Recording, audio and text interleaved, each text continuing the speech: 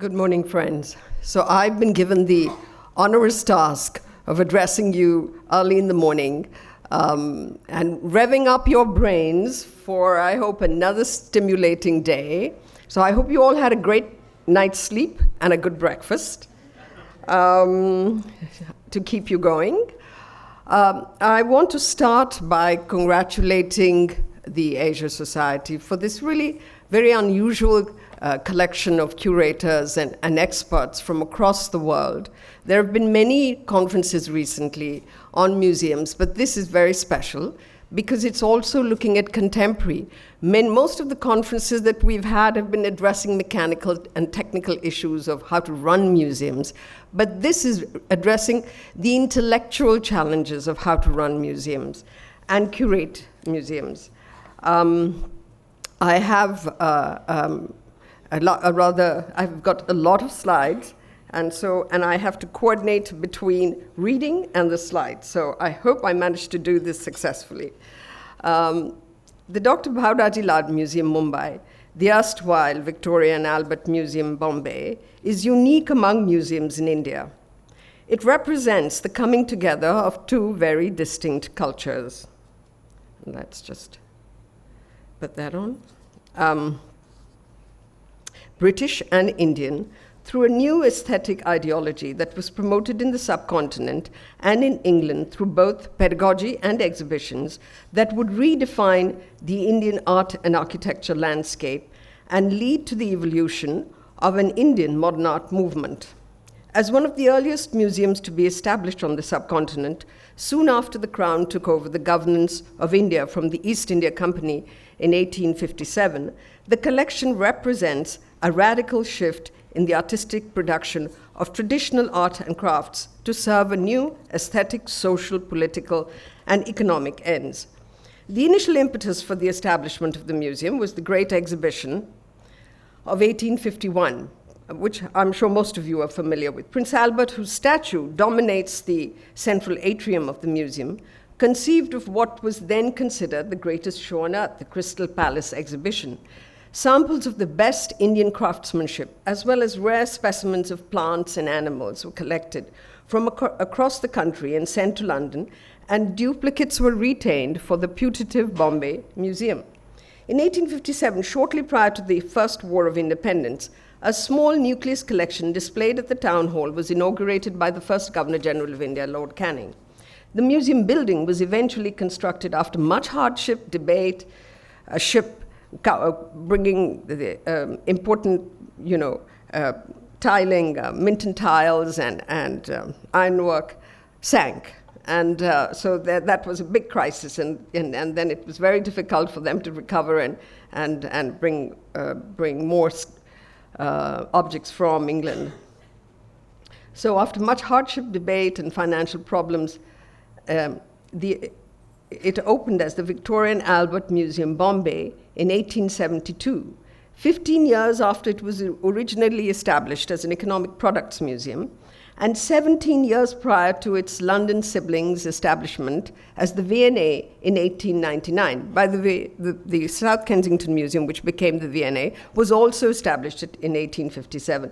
So there was a great synchronization of how museums in India would take shape and emerge. The Bombay V&A's primary goal was to encourage trade and help Indian audiences cultivate a modern, read European, taste for the best in design, craftsmanship, and artistic production. So it started life as an economic products museum, which was a euphemism for beautifully crafted objects, especially produced for a European client and Indian elites. In the early days, it had a strong focus on natural history as the British sought to understand and document the archaeology, flora, fauna, and resources of the colony. As an archive of the period, the collection was strongly influenced by European biases. And here you see one of the earliest photographs of the museum. It evolved into a city museum in the early 20th century as the curators discovered that audiences were not interested in specimens of dried fish or minerals and plants. New displays and efforts to engage audiences brought a change of curatorial focus in the early 20th century. It resulted in the production of what is today the USP of the museum, its dioramas and accurate models of life in 19th century India.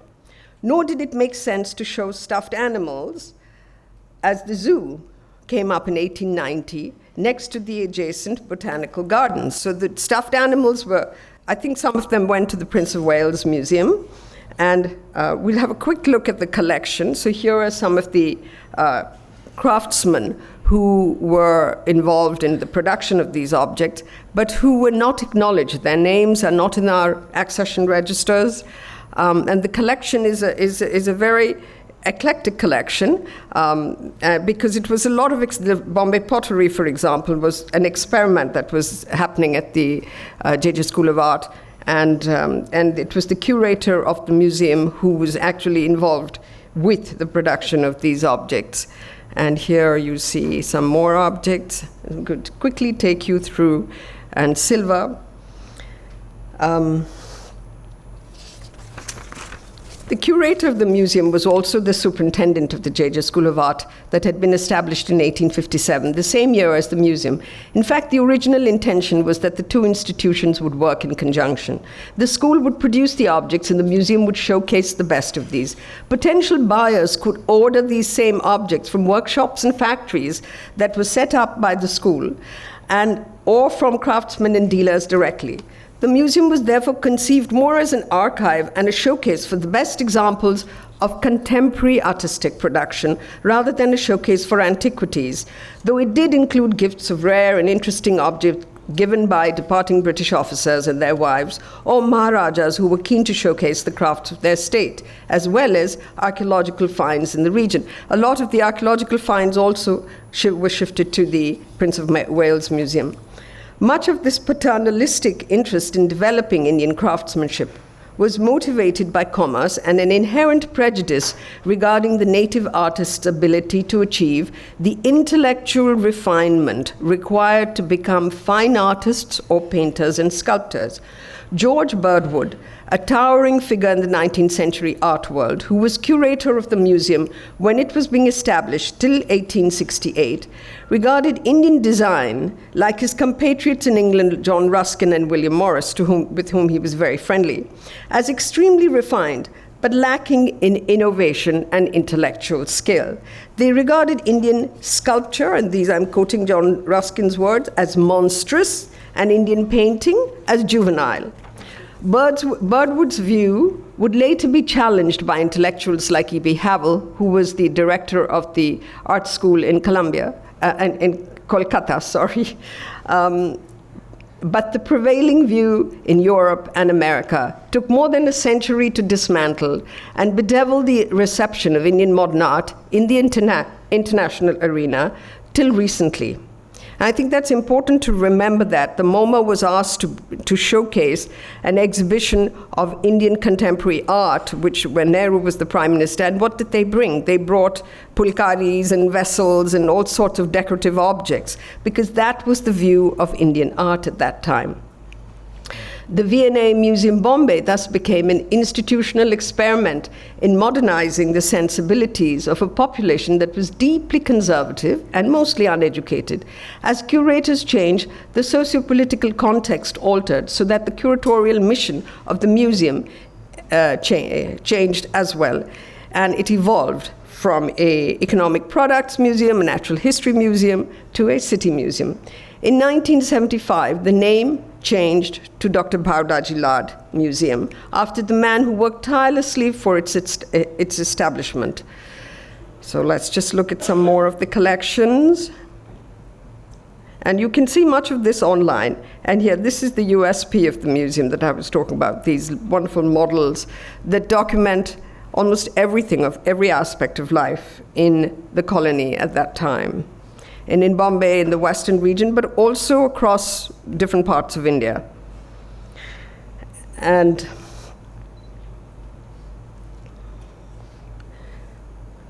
so The V&A Museum, Bombay, thus became an institutional experiment in modernizing the sensibilities of a population that was deeply conservative and mostly uneducated.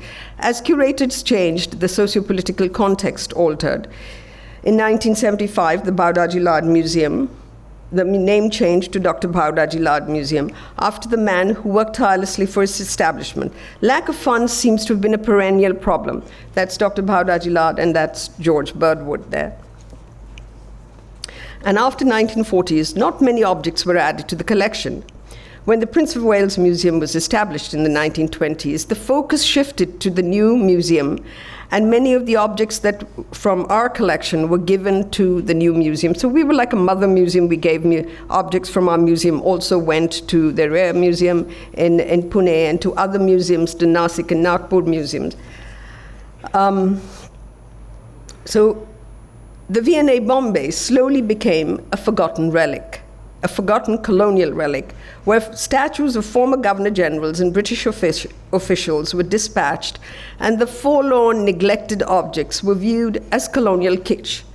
It steadily deteriorated into a state of utter dilapidation and disrepair. So this is some of they only started collecting paintings post-independence.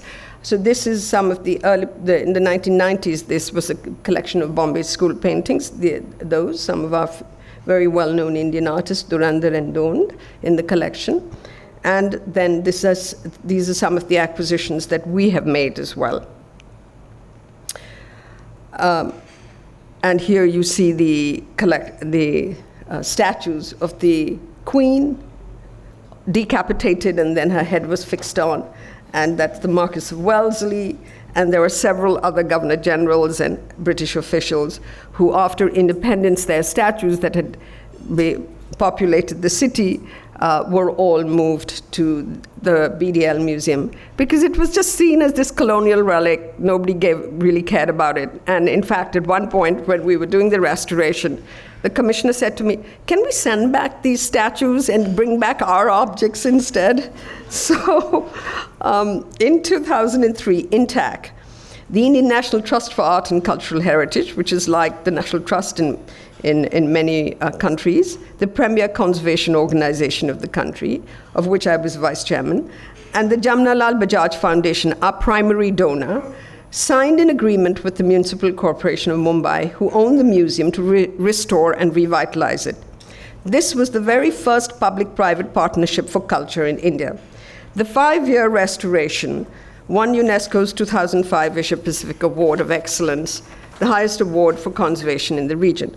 Not only was the building restored, but 3,000 objects were conserved, and the museum display was recurated, redesigned, and retrofitted, keeping intact its historic character. It was almost a greenfield project. A new mission statement was prepared, new staff were trained, and new HRD operations, acquisitions, education, and exhibition policies were defined. Every step had to be negotiated with the municipal corporation. In the early years, we had an enthusiastic group of officials, which enabled the project and ensured its success, but not without several controversies, one of which suggested that the museum was being sold off to private interests. So this was very nice that 15 years later, the secretary yesterday said they really would like to go forward in rebuilding museums and recurating museums and redesigning museums and have public-private partnerships. The local labor unions black flagged the place and threatened the newly installed curator and myself, shouting "Death to Tiwari," who was curator, which is saying "Murdabad, Murdabad" in Hindi, and "Hi, hi, Mrs. Mehta," which means shame on Mrs. Mehta. And in fact, they hauled the curator out of his seat and did not let him re-enter the museum till a senior corporation official intervened. I'll just show you some of the slides of the restoration. And this is a tympanum that I will talk about in a little bit, because we tried to do a contemporary intervention. And these are some slides. For many of you here do know this museum, but this is for many of our guests who don't know it. And here it is, the collection, the display was redone, the collection was restored. And so it's just nice to remind you of what the journey was. As I researched the collection during the 5-year-long restoration to recurate and redisplay it, I realized the biggest challenge would be, how does one make a 19th century museum established by a group of curators who had a particular disdain for Indian art, and in particular painting and sculpture, and who did not even acknowledge the craftsman or artisan whose objects were displayed in the museum, even though they painstakingly documented the practice and production of the craft for economic and archival reasons. How do you make such a collection relevant in the 21st century? At the same time, I felt it was important, in view of so much scholarship on post-colonial aesthetics, politics, sociology, and anthropology, to offer a political riposte by involving critical voices and bringing the Indian artist center stage. So this is just some of our trustees, and I would like to acknowledge that none of this project would have been possible without the support of our wonderful trustees, one of whom is Firoza Godrej, who've held my hand, and our donor trustees, and who've held my hand through all the various crises that we've been through. The mayor is the chairman, and the municipal commissioner is the co-chairman, and you can see them there. And there's Mr. Bajaj. The donors are also involved and on the trust, and we have well-known personalities like Sham Benegal and others, Jitendra Jain, who are also trustees. And this is the wonderful museum staff, many of whom are here today, who have made, so this is a project that is really, even though I've led it, it is a project that has involved many, many people, as Prema was one of the first curators we hired. And I would like to acknowledge their contribution. From the very beginning of the project, I sought to destabilize the essentializing of identity by the colonial government and the 19th century ideas that dominate the mindset and perception of the Indian public, and many professionals as well, about what museums should be. A place, mostly people think it should be a place for scholarship, where you see lots of scholars and libraries, and collections management is primary. Only in the last 10 years have museums in India become concerned with audiences. And I want to add that it is not that scholarship and collections management isn't important, but as we've been discussing, there's much more to it. A municipal official once stated to me, "What are museums but graveyards for objects?" So this was the view of the officials. In attempting to represent the BDL Museum collection, I was keen to start a conversation with the public on the issue of identity, which is the central theme of the museum's collection. How had we been represented, and how do we want to be represented in the world to view us? I wanted to bring in critical voices through the artist, through curatorial initiatives, and through community initiatives. And I would just like to quickly read this quote of Foucault, which is here. Genealogy, as Foucault describes it, involves the careful scrutiny of circumstances of production of a discourse or a series of discourses in terms of historical specificity rather than of essential metaphysical truths. Foucault sees genealogy as a profoundly historical process. The genealogist, he writes, needs history to dispel the chimeras of the origin. History points to the accidents, ruptures, and details that characterize every beginning. And so here are some of the old displays. In attempting to represent the collection, during the restoration, I had attempted a slightly radical approach to the interpretation of both the building and the collection. We discovered that the two tympanums, which you saw earlier, that dominate the museum's atrium, were originally meant to showcase cartoons of industry and agriculture. We actually found rough drawings at Reiber in London. I therefore thought it would be appropriate to include a modern intervention, and invited two of Mumbai's most eminent artists, Nalini Malani and Atul Dodia, to propose ideas for the two tympanums. But unfortunately, the proposal was considered too radical and rejected by our Board of Trustees. Eventually, both Nalini Malani and Atul Dodia did show at the museum, but it was always the intention from the day we started the restoration that the Indian artists who had been so reviled and rejected by the colonial and Western powers should be given center stage at our museum.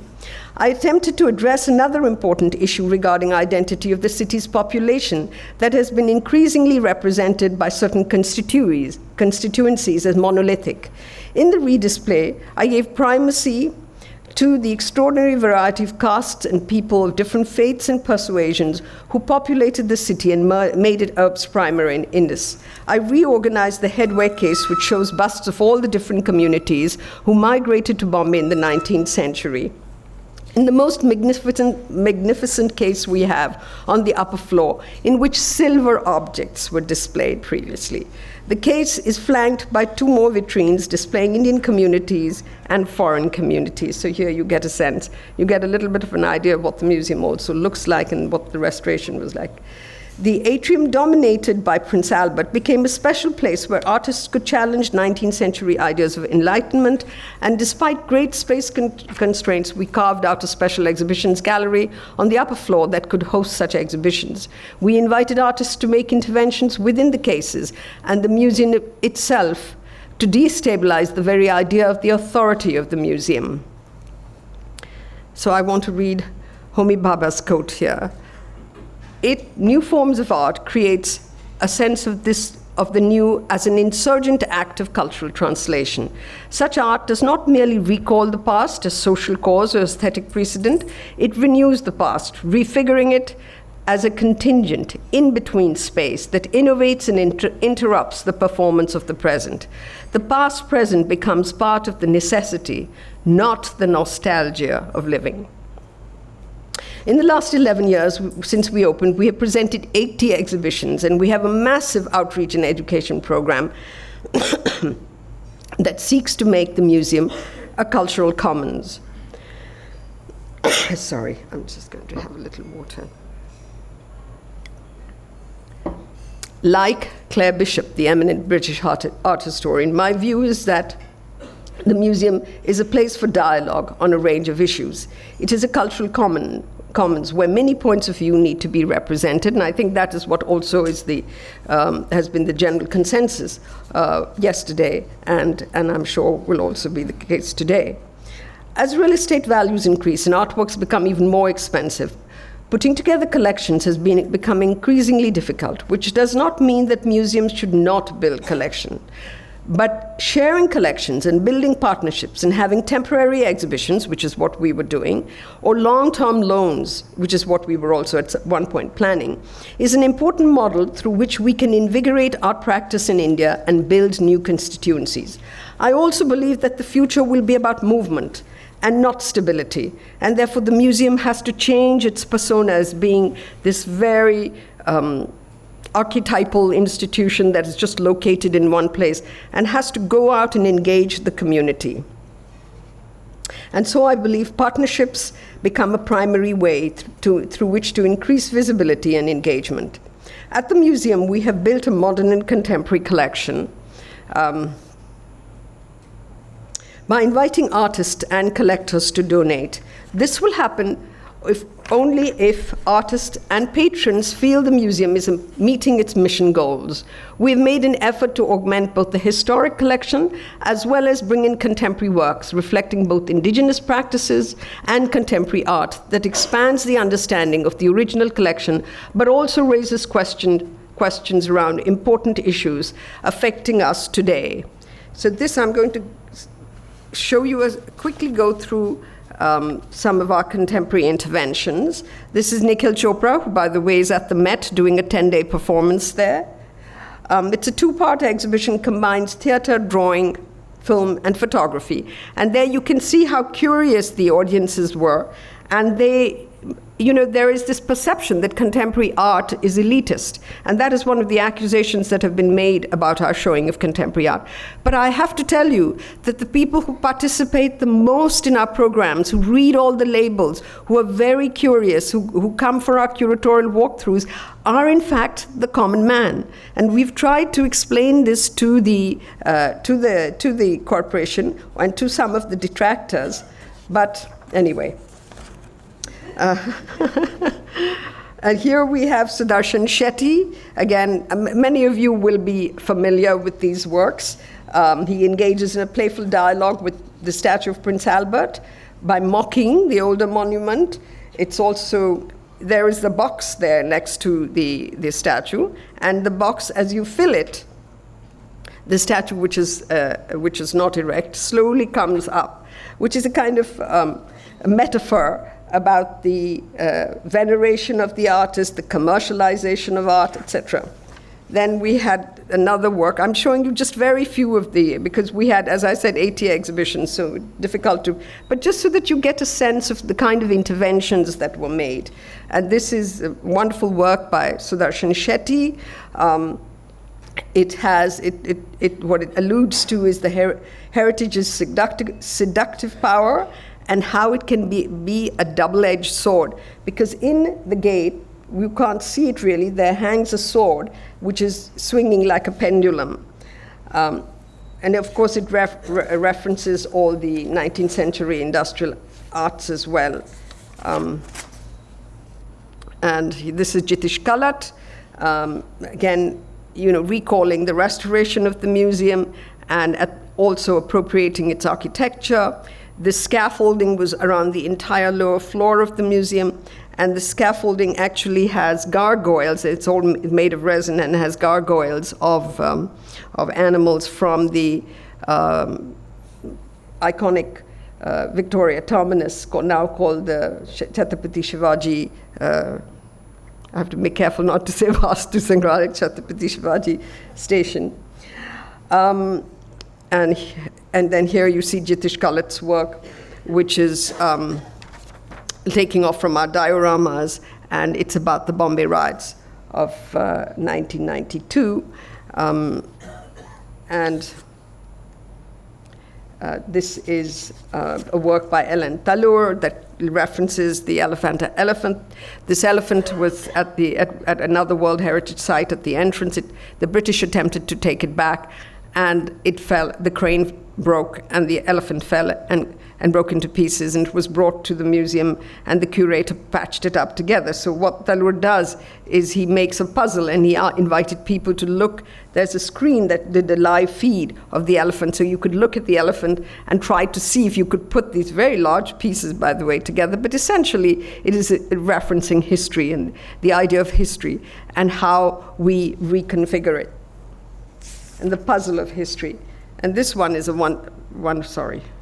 this one of Gandhiji, and he called it Eraser Pro. Eraser Pro is a program which you do a deep delete if you want to erase everything in your memory or on your computer. You use this program, and so it shows you Gandhiji and what has become to the values that he espoused, and where we are as a nation today. And then this is the work of Rena Cullet. Wonderful work. It's a spider's web, so obviously alludes to the zoo. But it was also the first time that we attempted something so radical, because it was engaging the public who come in, who may not necessarily come into the museum, because the museum is alongside the botanical garden and the zoo. And so huge numbers of people come, about 20,000 a day. And to engage them in thinking, what is this? And ask questions. It's the web consists of stamps, and it kind of alludes to the idea of bureaucracy controlling our lives from birth to death. You need certificates from birth to death, and the remaking of the colonial city. And because each of the stamps has the names of the colonial city, and then the new names that were given. And then you have Atul Dodia. Again, I mentioned to you we had initially asked him to participate, but then finally we did an exhibition with Atul, where he is referencing obviously the museum, its collection, and looking at artistic and ethical positions.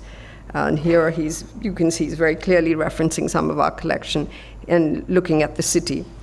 And the museum, the exhibition 7,000 Project Museums, a project for the Republic of India, was a series of these drawings in which he imagined, like the Guggenheim there that you can see in Gorakhpur, and he's got a sadhu. Now Gorakhpur is a very conservative city. He's got a sadhu sitting there in front of the museum, the Guggenheim Museum, so juxtaposing these sort of contrasts and conflicts.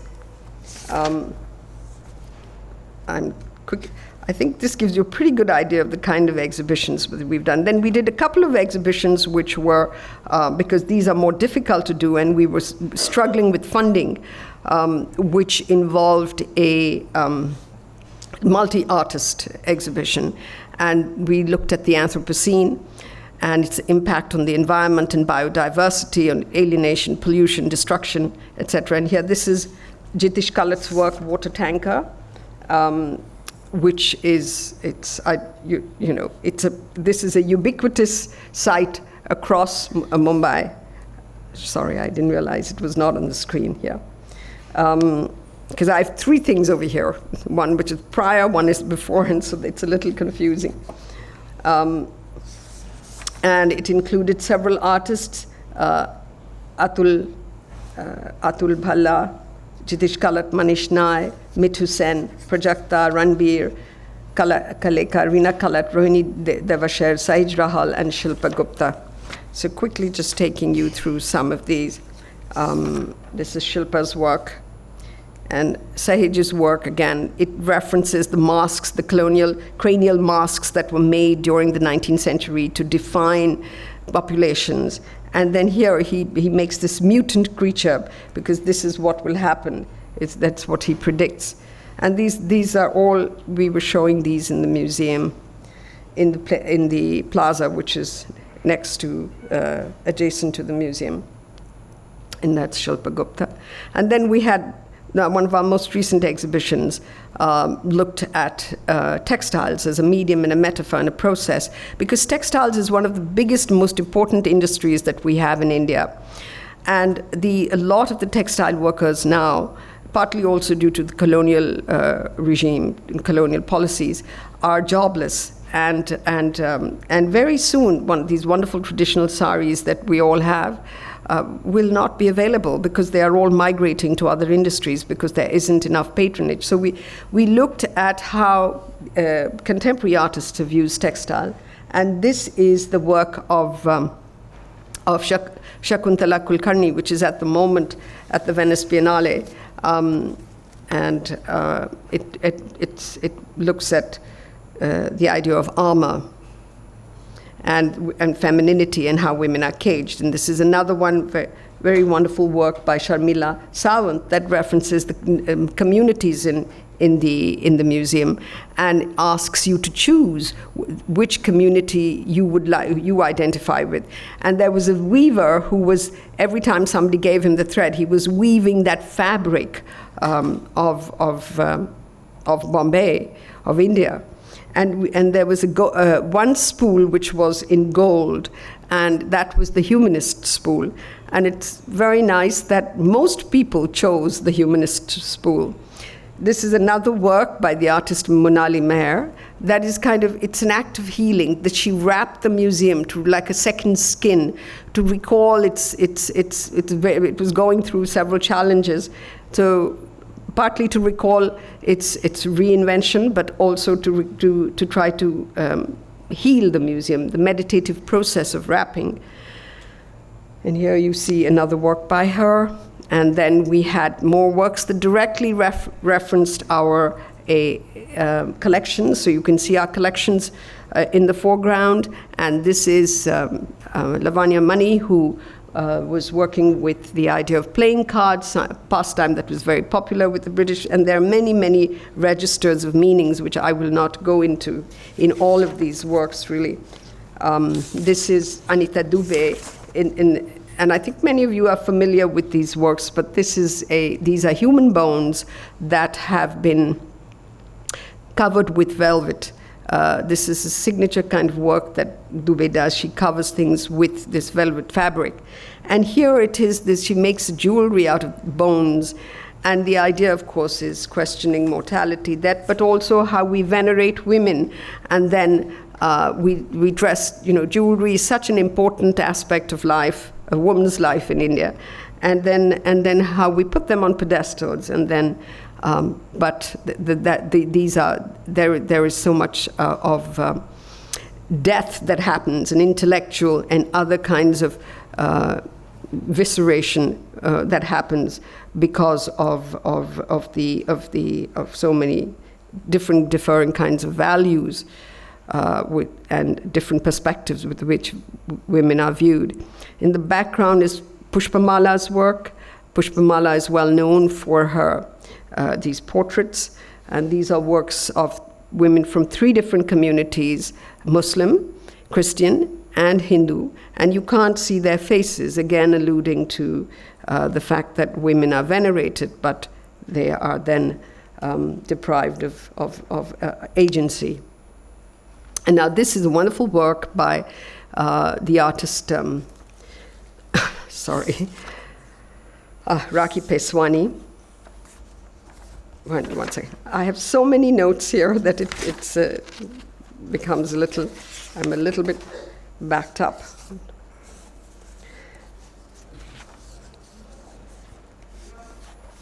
Anyway, we'll go. And it recalls the tents that the many of the labor the textile workers, and their blood and sweat. And this was in the central gallery upstairs. And then we worked with the Guggenheim Lab, with the Guggenheim Museum, to do the Guggenheim Lab, which was a project that involved, a 3-month project that involved going out into the city, engaging with communities, asking them questions of what they would like a museum to be, how they would like to engage with architecture, with sculpture, with and many, many different issues regarding urban problems that Mumbai faces. And it was a 3-month project, and then the outcomes were shown at the Guggenheim in New York.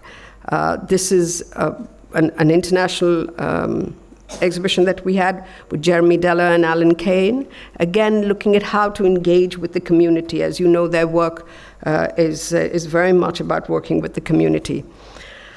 So, and we have a massive education and outreach program. Many of you know this, but I'm just going to quickly give you a sense that we have this course on art history. In a city like Mumbai, we do not have an art history course. So the museum created this course, and it's been functioning very successfully, I have to say, for the last 8 years. And I have to thank all the faculty, many of whom are here, who come and support us to enable this to happen. And we have, in a sense, created a whole new generation of not just curators, but people who are writers and who are interested in the arts. A few minutes. Yeah. And so this is our learning programs. And these, we're on the Google Cultural Institute, so we have a very strong digital presence. And I'm just going to talk a little bit about the controversies that we have had. But such efforts have not been without problems and controversy. We have been accused of being elitist, even though I fought to keep our ticket price at ₹10, which is probably the lowest of any museum in India. And we do much of our programming in 3 languages, and most of it is free. We raise the funds for the exhibition and the education programming. The government only gives us money for salaries and maintenance. In 2014, we presented a plan for the museum's expansion and worked closely with the municipal commissioner. So it had the endorsement of the government. They put a whole lot of money into our account, in fact, to hold the international competition. And we worked with international experts to develop the plan. The whole process took about 2 years. Some of the world's best architects made submissions, including Rem Koolhaas, Zaha Hadid, I.M. Pei, David Adjaye, Sana, Daniel Libeskind, and many more. An international jury selected Stephen Hall, the eminent American architect, as the winner. It was going to be a stunning 130 to 150,000 square foot new building with all the facilities a museum requires and more. When thinking about the collections for the new building, I had approached collectors and donors who were very excited about giving their collections on long-term loans to the new wing. In fact, 2 very important collections were to come in to specifically curated galleries that would carry the donor's name and allow for changing exhibitions. We had decided that Mumbai's history would be represented through a series of commissions, both to contemporary artists as well to traditional craftsmen. But the project is on hold at the moment due to local politics. So I'm just quickly going to show you, this is the Stephen Hall project. Some of you, again, may be familiar. You can see much of this on our website. And it's very sculptural, the building. And the controversy was around, if right in front of, if you could look, there is a garden. But what the opposition parties did, and these are the galleries that we had proposed, textile, design, architecture, sculpture, and many facilities. So the opposition parties ganged up and said, no, this is not a garden. This is going to become a parking lot, and it's the only open space that we have in this locality, which was absolutely incorrect, but the press wanted a controversy. So they were more interested in presenting the politicians' point of view than presenting our point of view. So here it is. There's an uproar in the House over the playground because they said this is the only playground. And we said, no, we are creating a sculpture garden. We can make it into a playground.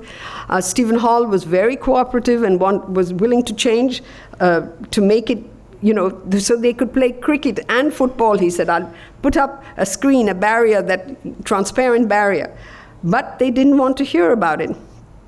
And so we have been facing for the last 5 years, since 2014, so that there has been a consistent effort to sort of undermine the museum. In different ways. I'm not going to get into the details, but here you have it, politicians gang up to ask Bhau Daji Lad Museum chief. And then on the other side, you see, that was on April. On the other side, the Mumbai Mirror, which is a very well-known Mumbai newspaper, asked citizens to vote for heroes. So the citizens came out in support of the museum, and I have to say that it's not just an award for me. I represent I'm the face of a much larger community of our staff and our trustees, and the community in general. So that was very nice, but that hasn't, sometimes if the community supports you and wants you, it can actually work in a very difficult way, because the politicians then don't know what to do with you, and they're stuck. And so they harass you in different other ways. Please, if there's any press here, please don't quote me, because at the moment we are under review. And so finally, I would like to say that ours has been a challenging but successful model that can be replicated in other parts of the country as the government seeks to encourage public-private partnerships, as we heard from the Secretary yesterday, and involve citizens more actively. I think we have cut a path in the forest, all of us, the curators, the trustees, and artists, galleries, all of who have contributed to making this institution successful. The New York Times recently said that if you have just an afternoon in Mumbai, spend it at the BDL Museum. We have a visitor comment book in which most of the comments are very encouraging, and we have a strong digital presence, but there is still much work to be done, and I hope a younger generation will be inspired to come forward and continue it. Thank you.